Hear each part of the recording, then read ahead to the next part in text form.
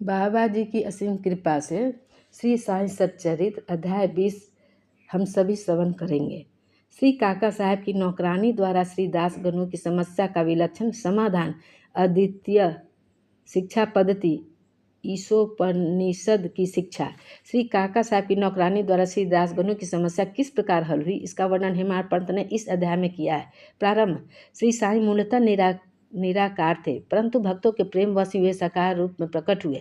माया रूपी अभिनेत्री की सहायता से इस विश्व की बृहद नाट्यशाला में उन्होंने एक महान अभिनेता के सदृश अभिनय किया। आओ श्री साईं बाबा का ध्यान व स्मरण करें और फिर शिरडी चलकर ध्यानपूर्वक मध्याह्न की आरती के पश्चात का कार्यक्रम देखें।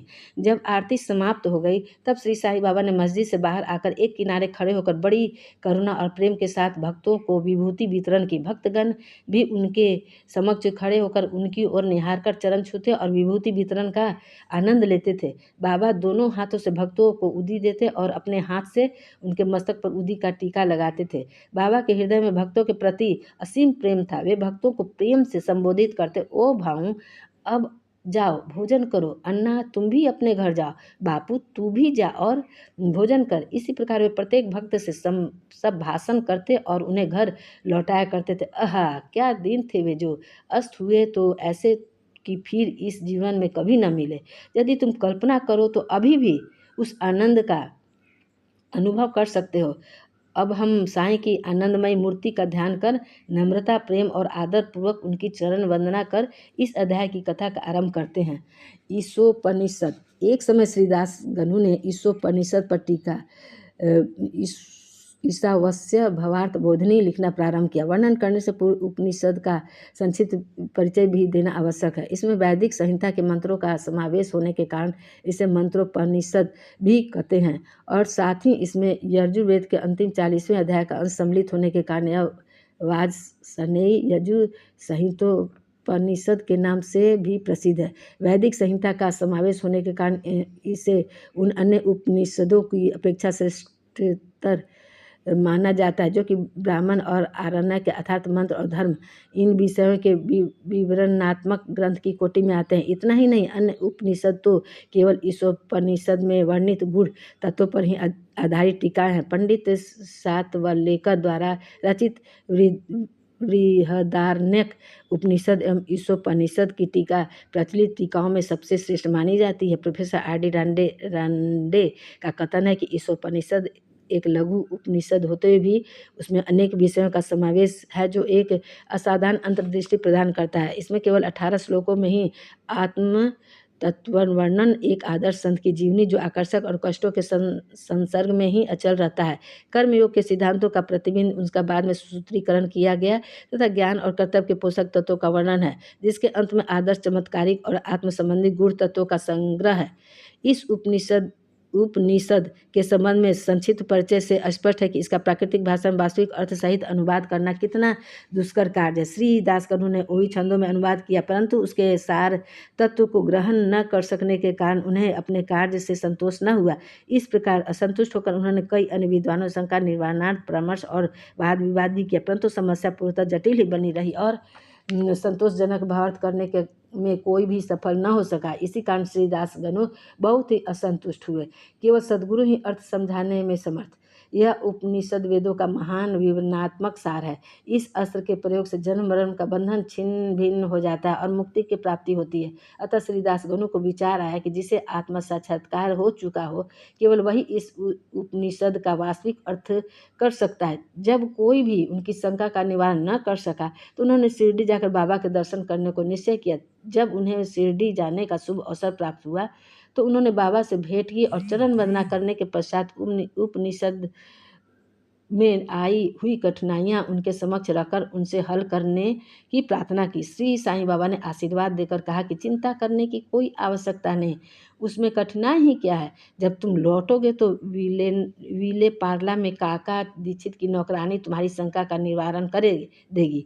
उपस्थित लोगों ने जब यह वचन सुने तो वे सोचने लगे कि बाबा केवल विनोद ही कर रहे हैं और कहने लगे कि क्या एक अशिक्षित नौकरानी भी ऐसी जटिल समस्या हल कर सकती है। परंतु दासगणु को तो पूर्ण विश्वास था कि बाबा के वचन कभी असत्य नहीं हो सकते, क्योंकि बाबा के वचन तो साक्षात ब्रह्मवाक्य ही है। काका की नौकरानी। बाबा के वचनों में पूर्ण विश्वास कर वे शिरडी से विले पारला बम्बई के उपनगर में पहुंचकर काका दीक्षित के यहाँ ठहरे। दूसरे दिन दासगणु सुबह की मीठी नींद का आनंद ले रहे थे, तभी उन्हें एक निर्धन बालिका के सुंदर गीत का स्पष्ट और मधुर स्वर सुनाई पड़ा। गीत का मुख्य विषय था एक लाल की रंग की साड़ी, वह कितनी सुंदर थी, उसका जरी का आंचल कितना बढ़िया था, उसके छोर और किनारे कितने सुंदर थे इत्यादि। उन्हें वह गीत अति रुचिकर प्रतीत हुआ। इस कारण उन्होंने बाहर आकर देखा कि यह गीत एक बालिका नाम्या की बहन, जो काका साहब दीक्षित की नौकरानी है, गा रही है। बालिका बर्तन मांज रही थी और केवल एक फटे कपड़े से तन ढके हुए थी। इतनी दरिद्र परिस्थिति में भी उनकी प्रसन्न मुद्रा देखकर श्री दासगणु को दया आ गई और दूसरे दिन श्री दासगणु ने श्री M.V. प्रधान से उस निर्धन बालिका को एक उत्तम साड़ी देने की प्रार्थना की। जब राव बहादुर M.V. प्रधान ने उस बालिका को आकर्षक साड़ी दी, तब एक क्षुधा पीड़ित व्यक्ति को जैसे भाग्यवश मधुर भोजन प्राप्त होने पर प्रसन्नता होती है, वैसे ही उसकी प्रसन्नता का पारावार न रहा। दूसरे दिन उसने नई साड़ी पहनी और अत्यंत हर्षित होकर नाचने कूदने लगी एवं अन्य बालिकाओं के साथ वह फुगड़ी खेलने में मग्न रही। अगले दिन उसने नई साड़ी संभाल कर संदूक में रख दी और पूर्वतः फटे पुराने कपड़े पहनकर आई, फिर भी पिछले दिन के समान ही प्रसन्न दिखाई दी। यह देखकर श्री दासगणु की दया आश्चर्य में परिणित हो गई। उनकी ऐसी धारणा थी कि निर्धन होने के कारण उसे फटे चिथड़े कपड़े पहनने पड़ते हैं, परंतु अब तो उनके पास नई साड़ी थी जिसे उसने संभाल कर रख लिया और फटे कपड़े पहनकर भी उसी गर्व और आनंद का अनुभव करती रही। उसके मुख पर दुख या निराशा का कोई निशान भी नहीं था। इस प्रकार उन्होंने अनुभव हुआ कि दुख और सुख का अनुभव केवल मानसिक स्थिति पर निर्भर है। इस घटना पर गूढ़ विचार करने का पश्चात वे इस निष्कर्ष पर पहुँचे कि भगवान ने जो कुछ दिया है उसी में समाधान वृत्ति रखनी चाहिए और यह निश्चय पूर्वक समझना चाहिए कि वह सब चराचर में व्याप्त है और जो भी स्थिति उसकी दया से प्राप्त है वह अपने लिए अवश्य ही लाभप्रद होगी। इस विशिष्ट घटना में बालिका की निर्धानावस्था उसके लिए अवश्य लाभप्रद होगी। इस विशिष्ट घटना में बालिका की निर्धानावस्था उसके फटे पुराने कपड़े और नई साड़ी देने वाला तथा उसकी स्वीकृति देने वाला, ये सब ईश्वर द्वारा ही प्रेरित था। श्री दासगणु को उपनिषद के पाठ की प्रत्यक्ष शिक्षा मिल गई, अर्थात जो कुछ अपने पास है उसी में समाधान वृत्ति माननी चाहिए। सार यह है कि जो कुछ होता है सब उसी की इच्छा के से नियंत्रित है, अतः उसी में संतुष्ट रहने में हमारा कल्याण है। अद्वितीय शिक्षा पद्धति। उपयुक्त घटना से पाठकों को विदित होगा कि बाबा की शिक्षा पद्धति अद्वितीय और अपूर्ण थी। बाबा शिरडी के बाहर कभी नहीं गए, परंतु फिर भी उन्होंने किसी को मच्छिंद्रगढ़, किसी को कोल्हापुर या सोलापुर साधनाओं के लिए भेजा, किसी को दिन में और किसी को रात्रि में दर्शन दिए, किसी को काम करते हुए तो किसी को निद्रावस्था में दर्शन दिए और उनकी छाप उनकी भक्तों को शिक्षा देने के लिए उन्होंने कौन कौन सी युक्तियाँ काम में लाई, इसका वर्णन करना असंभव है। इस विशिष्ट घटना में उन्होंने श्री दासगणु को विले पार्ला भेजकर वहाँ नौकरानी द्वारा समस्या हल कराई। जिनका ऐसा विचार हो कि श्री दासगणु को बाहर भेजने की आवश्यकता ही क्या थी, क्या वे स्वयं नहीं समझा सकते थे? उनसे मेरा कहना है कि बाबा ने उचित मार्ग ही अपनाया, अन्यथा श्री दासगणु किस प्रकार एक अमूल्य शिक्षा उस निर्धन नौकरानी व उसकी साड़ी द्वारा प्राप्त करते, जिसकी रचना स्वयं साईं ने की थी।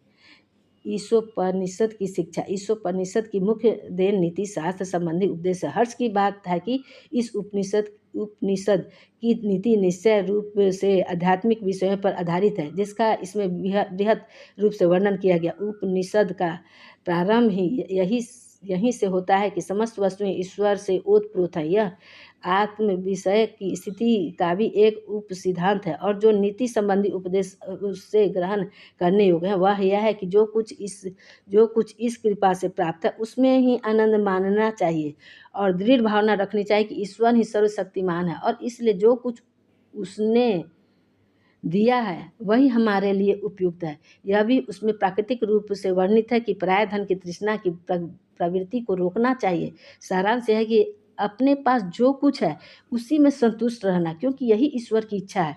चरित्र संबंधी द्वितीय उपदेश यह है कि कर्तव्य को ईश्वर रेच्छा समझते हुए जीवन व्यतीत करना चाहिए।